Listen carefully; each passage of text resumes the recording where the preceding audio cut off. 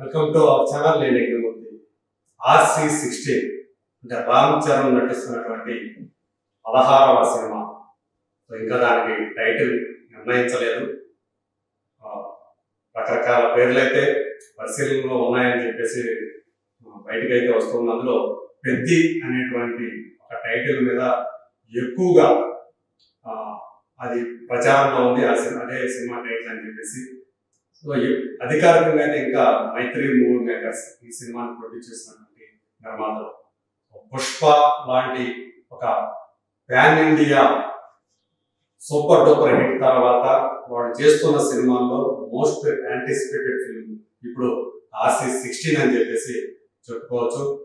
ఈ సినిమాతోటి చాలా గ్యాప్ తోటి మన ముందుకి దర్శకుడిగా మరోసారి వస్తున్నాడు బుచ్చిబాబు సానా.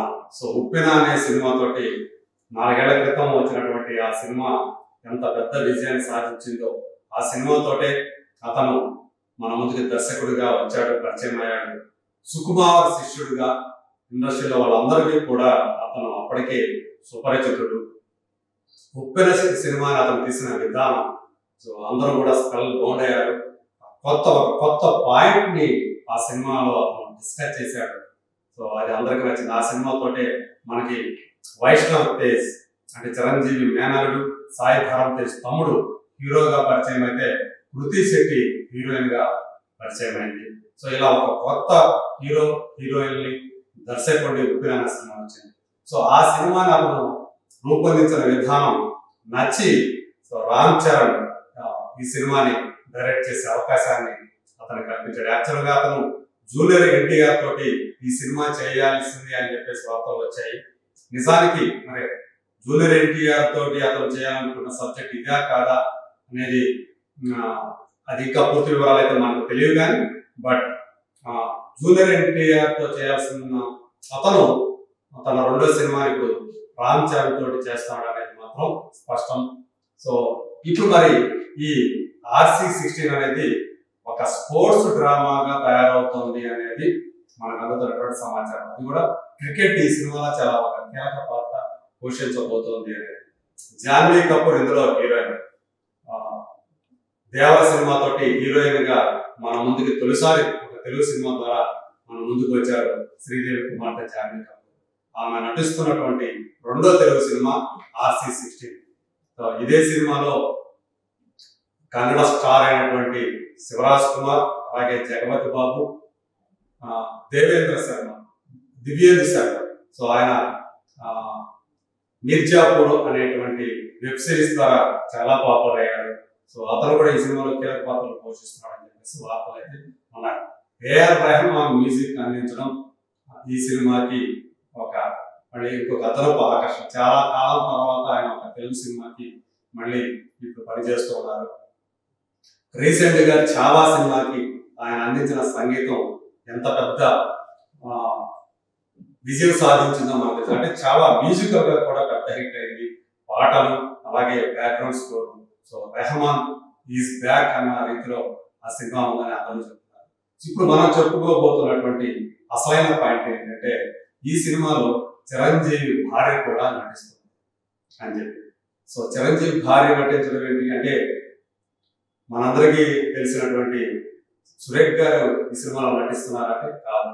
ఇక్కడ చిరంజీవి అంటే మెగాస్టార్ చిరంజీవి కాదు.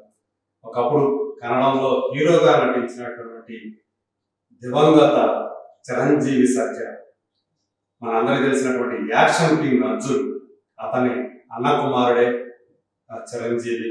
సో అతను చాలా చిన్న వయసులోనే ఆ కరోనా టైంలో గుండెపోటు గురై మృతి చెందాడు ఆకస్మికంగా. అది అందరూ కూడా అంటే జీర్ణం చేసుకోలేనటువంటి విషయం అని చెప్పేసి.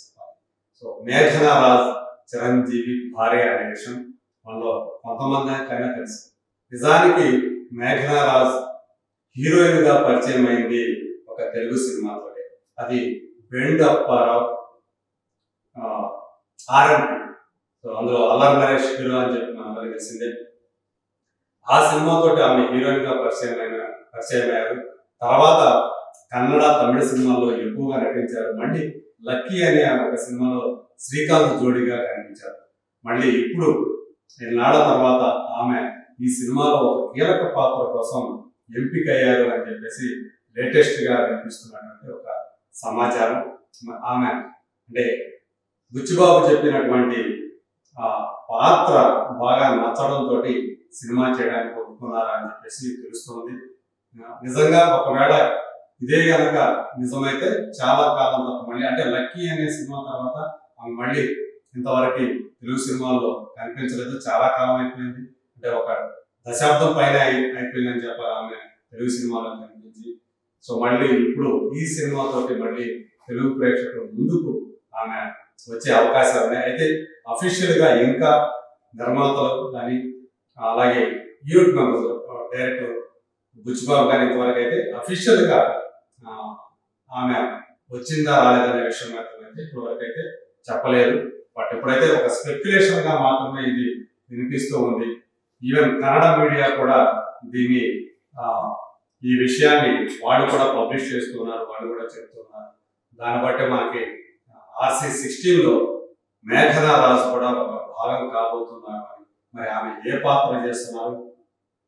ఒకవేళ రామ్ చరణ్కి మన తల్లిగా కనిపించబోతున్నారా, లేకపోతే ఒకవేళ విలన్ సైడ్ తరపున మనిషిగా వాళ్ళ ఎవరైనా సరే విలన్ భార్యగా కానీ ఇంకేదైనా స్పెషల్ రోల్ ఆమె కనిపించబోతున్నారా?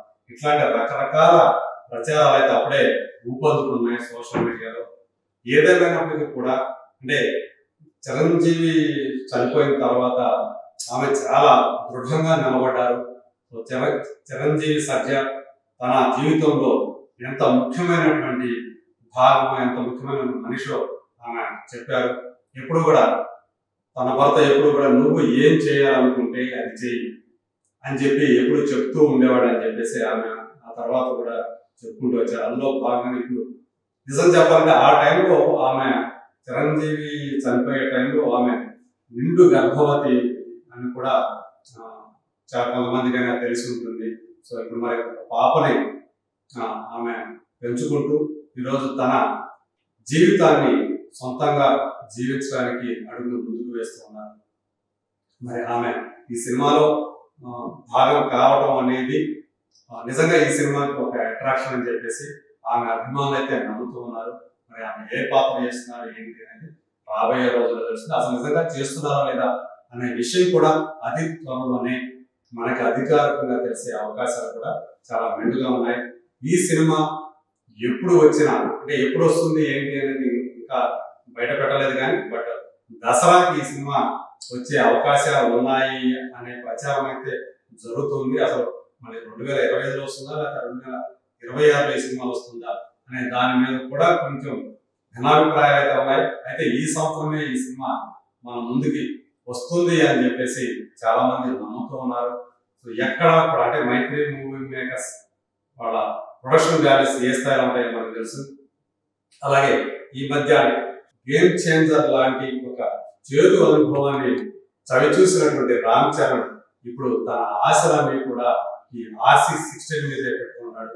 సో బుచ్చిబాబు సానా ఆయన ప్రతిభ మీద ఆయన దర్శకత్వ సామర్థ్యం మీద ఎవరికి ఎటువంటి అనుమానం లేవు కాబట్టి ఖచ్చితంగా ఈ సినిమాతో రామ్ చరణ్ బౌన్స్ బ్యాక్ అవుతాడు. RRR తోటి తనకు వచ్చినటువంటి ఆ గ్లోబల్ స్టార్ ఇమేజ్ కి తగ్గట్టుగా ఈ సినిమా అతని కెరీర్ ని ముందుకు తీసుకుంటుందని చెప్పి అతని అభిమానులు కూడా నమ్ముతున్నారు. మరి ఈ సినిమా బాక్స్ ఆఫీస్ దగ్గర ఎలాంటి మ్యాజిక్ చేస్తుందో let us wait and see.